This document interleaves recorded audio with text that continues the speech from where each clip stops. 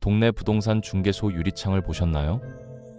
매매, 급매, 급급매, 매물 딱지가 해마다 늘어나는데 정작 문을 열고 들어가는 사람은 없습니다. 많은 분들이 이걸 금리 탓으로 돌리지만 진짜 문제는 따로 있습니다. 지금 대한민국 부동산 시장 밑바닥에선 인구 구조라는 거대한 지각 변동이 시작됐거든요. 고도 성장을 이끌었던 586세대, 그들이 매년 수십만 명씩 은퇴하면서 전 재산이 묶인 아파트를 내놓기 시작했습니다. 그런데 이걸 받아줄 젊은 세대는 숫자도 절반이고 살 돈도 없고 살 마음도 없어요. 팔아야 사는 사람과 살 수 없는 사람, 이 둘 사이의 균열이 지금 시장을 흔들고 있습니다. 대한민국 고도 성장을 이끌었던 586세대 1차 베이비붐 세대가 지금 은퇴하고 있습니다. 약 700만에서 800만 명, 대한민국 역사상 인구가 가장 많은 세대죠. IMF 외환위기, 글로벌 금융위기를 다 버텨낸 끈질긴 이들이에요. 평생을 치열하게 일했던 세대입니다. 이 세대에게 아파트는 그냥 집이 아니었습니다. 안 입고 안 먹으며 자녀 사교육비 대고 남은 돈으로 대출 갚아서 겨우 마련한 전 재산이었거든요. 단순한 주거 공간이 아니라 노후 연금이자 자식에게 물려줄 마지막 안전판이었던 겁니다. 그런데 2025년을 전후로 이 믿음이 흔들리기 시작했어요. 왜냐고요? 이제는 집값 오르길 기다리는 게 아니라 집을 팔아서 당장 생활비를 만들어야 하는 시점이 왔거든요. 통계청 자료를 보면 대한민국 전체 가계 자산의 60% 이상을 50대와 60대가 쥐고 있습니다. 엄청난 비중이죠. 문제는 그 자산의 70에서 80%가 부동산, 특히 지금 살고 있는 아파트에 몽땅 묶여 있다는 거예요. 자산은 수억 수십억인데 정작 당장 쓸 수 있는 현금이나 주식, 채권 같은 금융자산의 비중은 매우 낮습니다. 직장 다닐 땐 괜찮았죠. 매달 월급 들어오니까 생활비도 대출 이자도 감당됐으니까요. 집값도 오르니까 심리적으로도 안정됐고요. 집은 묶여 있어도 되는 자산이었던 거예요. 아니, 묶여 있는 게 오히려 좋았습니다. 팔고 싶은 유혹을 차단해 주니까요. 그런데 은퇴하는 순간 월급이라는 고정 수입이 딱 끊기면서 이 모든 전제가 한순간에 무너져 버립니다. 자산 규모는 크지만 당장 쓸 수 있는 돈이 없는, 현금 없는 부자들의 딜레마가 시작되는 겁니다. 이들은 분명 부자인데 동시에 가난합니다. 통장엔 돈이 없으니까요. 은퇴하고 나면 뭐가 남을까요? 국민연금뿐입니다. 고정 수입이 사라지고 남는 건 이것밖에 없어요. 현실적으로 부부가 합쳐서 받는 국민연금 수령액이 월 100만 원에서 150만 원 정도예요. 이 돈으로 뭘 할 수 있겠습니까? 기본 생활비만 해도 모자랍니다. 관리비, 의료비, 보험료, 경조사비까지 합치면 턱없이 부족해요. 특히 배우자 중 한 명이라도 아프게 되면 가정의 현금 흐름은 순식간에 무너집니다. 실제 사례를 하나 들어볼까요? 수도권시가 10억짜리 아파트에 사는 은퇴자 박 씨의 이야기입니다. 부부가 받는 국민연금은 합쳐서 월 130만 원. 그런데 매달 필요한 생활비는 200만 원이 넘어요. 기본 식비, 관리비,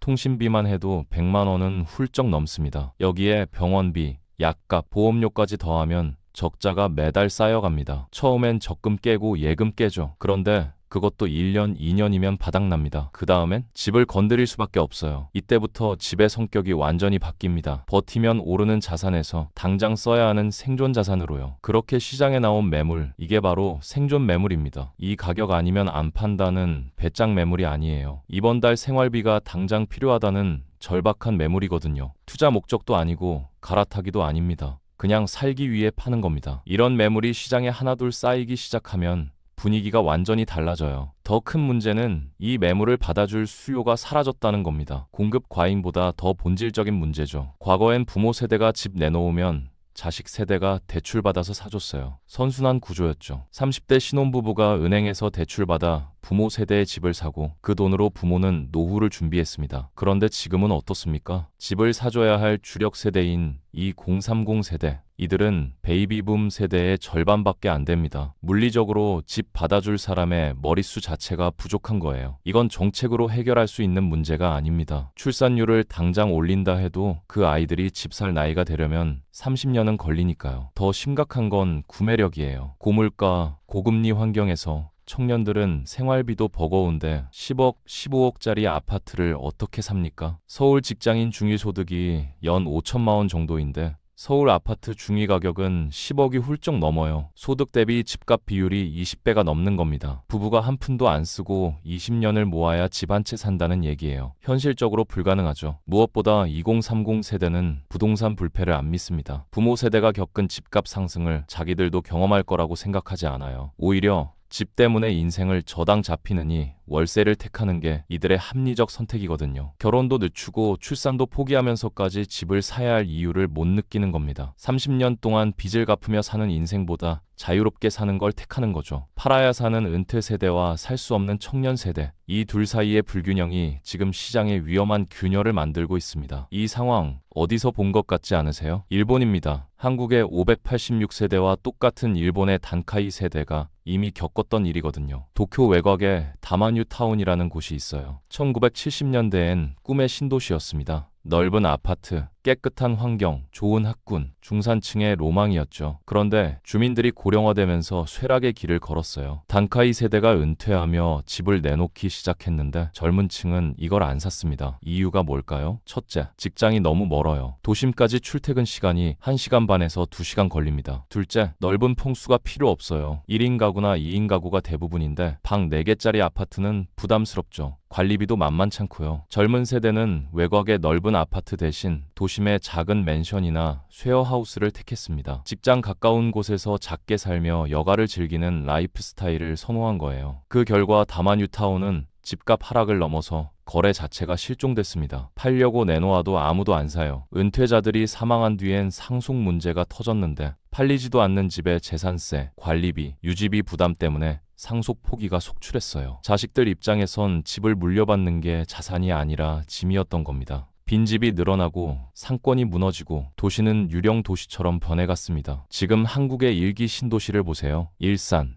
분당, 평촌, 여기도 똑같은 징조가 보입니다. 고령화, 재건축, 분담금 부담, 현금 부족이 키워드예요. 일산, 분당, 평촌의 공통점이 뭘까요? 고령화, 재건축, 분담금 부담, 현금 부족입니다. 이 지역들은 1990년대 초반에 입주가 시작됐어요. 그때 30대였던 입주민들이 지금은 60대가 됐죠. 은퇴한 주민들은 수억 원에 달하는 재건축 분담금을 낼 여력이 없어요. 분당 한 단지의 경우 재건축 추정 분담금이 가구당 2억에서 3억 원 수준입니다. 월급 없는 은퇴자가 어떻게 이 돈을 마련합니까? 대출을 받자니 나이 제한에 걸리고 소득 증빙도 안 되고 갚을 능력도 없어요. 그렇다고 재건축을 포기하자니 집은 점점 낡아가고 자산 가치는 떨어집니다. 반면 젊은 세대는 어떻게 생각할까요? 재건축이 될 때까지 10년, 15년을 기다려야 하는 상황을 부정적으로 봅니다. 언제 될지도 모르는 재건축 기다리며 낡은 아파트에 살 바엔 차라리 신축을 사겠다는 게 이들의 생각이에요. 게다가 재건축 후 집값이 오를 거란 보장도 없습니다. 재건축에 대한 세대 간 갈등과 경제적 현실이 맞물려 사업 진행이 어려움을 겪고 있어요. 조합 구성도 안 되고 동의율도 못 채우고 사업은 표류합니다. 이게 바로 일본 다마뉴타운이 겪었던 쇠락의 과정과 정확히 겹치는 경로예요. 신도시가 구도시가 되고 젊은 층은 떠나고 고령자만 남아 거래는 끊기고 집값은 떨어지는 악순환 말이죠. 한국의 일기 신도시들이 지금 이 길목에 서 있습니다. 일본의 전철을 그대로 밟을 것인가 아니면 다른 출구를 찾을 것인가의 기로에 있는 거예요. 그럼 주택연금은 어떨까요? 많은 분들이 대안으로 생각하시는데 이것도 한계가 명확합니다. 주택연금은 가입 시점의 집값을 기준으로 수령액이 정해지거든요. 10억짜리 집으로 가입하면 월 200만 원 정도 받을 수 있어요. 그런데 집값이 떨어지는 시기엔 어떻게 될까요? 8억으로 떨어지면 월 160만 원밖에 못 받습니다. 나중에 가입할수록 손해라는 인식 때문에 최근 주택연금 가입 러시가 일어나고 있어요. 2023년, 2024년 가입자 수가 폭증했습니다. 이게 뭘 의미하는지 아십니까? 이제 집을 현금으로 바꿔야 한다는 시장의 강력한 매도 신호예요. 다들 집값이 더 떨어지기 전에 서둘러 주택연금으로 묶어두려는 겁니다. 주택연금의 본질을 보면 더 문제가 보여요. 사실상 국가가 개인의 집을 사주는 구조거든요. 한두 채도 아니고 수백만 채의 주택을 국가가 보유하게 되는 겁니다. 현재 주택연금 가입 건수가 이미 12만 건을 넘었어요. 앞으로 베이비붐 세대가 본격적으로 가입하면 50만 건, 100만도 가능합니다. 향후 국가가 이 주택들을 시장에 내놓으면 어떻게 될까요? 엄청난 공급 충격이 발생해서 집값 하락을 주도할 수 있어요. 주택금융공사가 보유한 주택들이 한꺼번에 시장에 풀리는 순간 가격 폭락은 불가피합니다. 겁니다. 게다가 고가 주택 보유자들은 주택연금 가입 제한에 걸려요. 공시가격 12억 원이 넘으면 가입이 안 됩니다. 15억, 20억짜리 집 가진 은퇴자는 내가 평생 세금 냈는데 왜 나만 못 받냐며 불만이 커질 수밖에 없죠. 세금은 많이 냈는데 혜택은 못 받는 사각지대에 놓이는 겁니다. 결국 주택연금도 근본적인 해결책이 아니라 시간을 버는 임시 방편에 가깝습니다. 집값을 둘러싼 세대 간 갈등이 이제 경제 문제를 넘어 심각한 사회 문제로 번지고 있습니다. 586대는 노후를 위해 집값이 유지되길 원하고 2030 세대는 결혼과 출산을 위해 거품이 빠지길 원해요. 이 둘의 이해관계는 정면으로 충돌합니다. 정부는 이 사이에서 딜레마에 빠졌죠. 노인 빈곤 문제와 청년 이탈 문제, 어느 한쪽에 손을 들어주기가 너무 어렵습니다. 집값을 지켜주면 청년들이 떠나고 집값을 내리면 노인들이 파산해요. 양쪽 다 표를 가진 유권자이기 때문에 정치권도 명확한 입장을 내놓지 못합니다. 그런데 경제학자들은 뭐라고 할까요? 시장은 결국 살 수 있는 사람의 가격으로 수렴한다. 냉정하지만 이게 현실입니다. 희망 가격도 아니고 과거의 추억 가격도 아니에요. 실제 구매력을 가진 수요자가 감당할 수 있는 가격, 그게 진짜 가격입니다. 지금 상황을 보세요. 인구는 감소하고 소득은 정체됐고 대출 규제는 강화됐습니다. 금리도 높아져서 이자 부담이 커졌어요. 이런 조건에서 과거의 고점을 유지하는 건 불가능에 가까워요. 집값이 서서히 빠지는 것보다 더 무서운 게 뭔지 아십니까? 거래 자체가 사라지는 거래 실종 구간입니다. 팔고 싶은 사람은 많은데 살 사람은 없어서 가격을 내려도 거래가 안 되는 상태예요. 매물은 쌓이는데 거래량은 바닥을 치는 겁니다. 2023년 서울 아파트 거래량이 10년 만에 최저치를 기록한 게 그 증거예요. 시간이 갈수록 건강은 악화되고 병원비는 늘어나니까 은퇴 세대의 매도 압박은 더 거세질 수밖에 없어요. 처음엔 조금만 더 버티자던 사람들도 결국엔 이 가격이라도 팔아야겠다로 마음이 바뀝니다. 그렇게 매도 가격은 점점 내려가고 시장은 더 얼어붙는 악순환이 반복되는 겁니다. 자식에게 물려주면 되지 않냐고 생각하시는 분들 많으실 겁니다. 그런데 이게 자식에게 자산이 아니라 짐을 주는 거예요. 팔리지도 않는 집의 재산세, 관리비, 유지비를 누가 냅니까? 일본에서 상속 포기가 속출하는 이유가 바로 이겁니다. 자식들 입장에선 집을 물려받는 게 오히려 부담이에요. 매년 세금 내고 관리비 내고 빈집 관리하느라 돈만 나가는데 팔리지도 않으니까요. 실제로 일본에선 연간 20만 건 이상의 상속 포기가 발생합니다. 한국도 똑같은 상황이 올 수 있어요. 무작정 집값 반등을 기다리는 건 위험한 도박입니다. 차라리 지금이라도 평형을 줄이고 입지를 낮춰서 차액을 현금 흐름 자산으로 옮기는 게 합리적이에요. 30평대 아파트를 20평대로 바꾸고 남은 3억, 4억 원으로 배당주나 채권을 사는 겁니다. 연 4% 배당이면 3억 원으로 월 100만 원이 나와요. 국민연금과 합치면 월 250만 원. 이 정도면 기본 생활은 가능합니다. 이게 패배일까요? 아닙니다. 노후의 질을 결정하는 건 자산 규모가 아니라 현금 흐름이거든요. 매달 통장에 꽂히는 돈이 있어야 병원도 가고 생활도 유지할 수 있어요. 10억짜리 집 한 채 있어도 현금이 없으면 굶을 수 있지만 5억짜리 집에 3억 원 금융자산이 있으면